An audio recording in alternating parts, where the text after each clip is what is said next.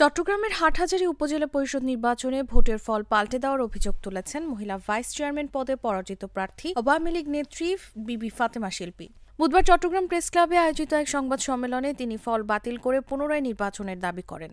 উপজেলা নির্বাহী অফিসারের কাছে আসা অজ্ঞাত এক টেলিফোনে ভোটের ফল পাল্টে যায় বলে দাবি আওয়ামী লীগ নেত্রী শিল্পীর। সংবাদ সম্মেলনে তিনি বলেন, মঙ্গলবার হাটহাজারী উপজেলা নির্বাচনের ভোট গ্রহণ অনুষ্ঠিত হয়।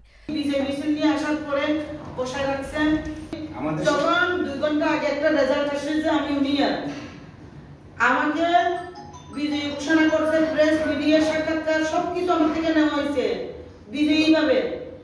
এরপরে কিভাবে আমি আমার রেজাল্ট কার্ড ভুল হয়।